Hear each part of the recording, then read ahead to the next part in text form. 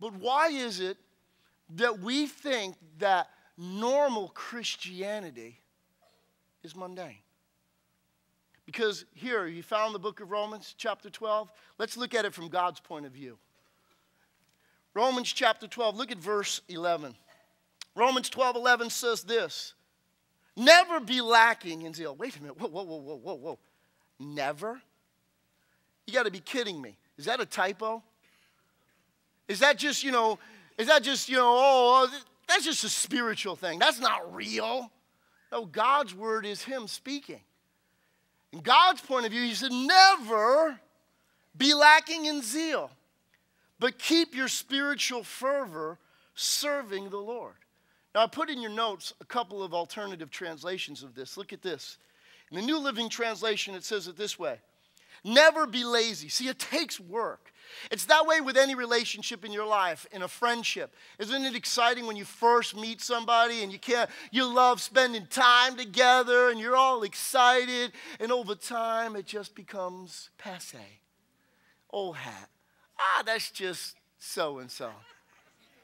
They're no longer an excitement. Wow. Because when you first meet, you can't stop talking about that person. And when people fall in love, you know what it takes to fall in love? A pulse.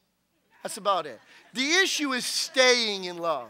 And that takes a whole lot of work. And that's the way it is relationally, no different with God. And here he says, don't be lazy. It takes work to maintain a freshness about your relationship with God. Remember when God led the children of Israel out of the land of Egypt into the wilderness at first? He provided manna for them, but it was an everyday experience. They couldn't store it up. And some of you have been trying to live off of yesterday's experiences. Some of you are trying to lament the days going by. Why can't it be like this? Yesterday's over. All that's burned up. God's got new things for today.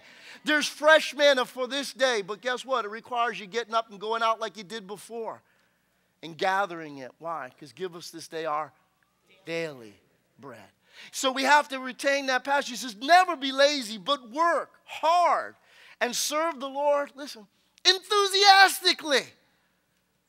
That means there should be some excitement about serving God.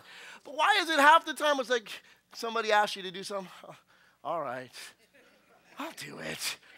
Yeah, if nobody else can do it.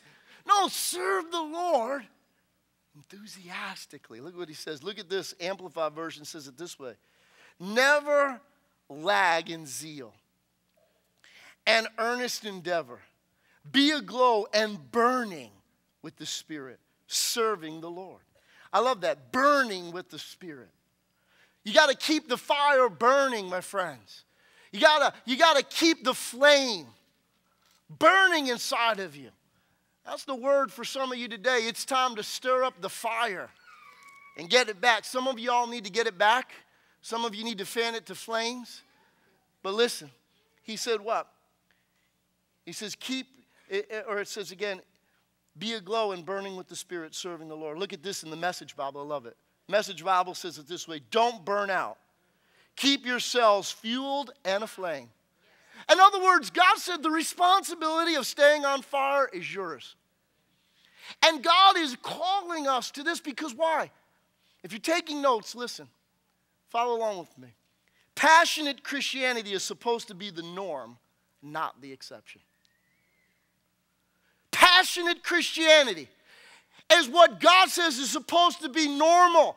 But what we think is, oh man, that's wildfire. Oh, they'll calm down. Somebody gets on fire for God and all the non-on-fire Christians come to hose them down. And said, they'll come to their senses.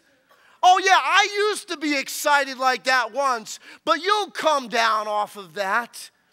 And everybody tries to put out your fire.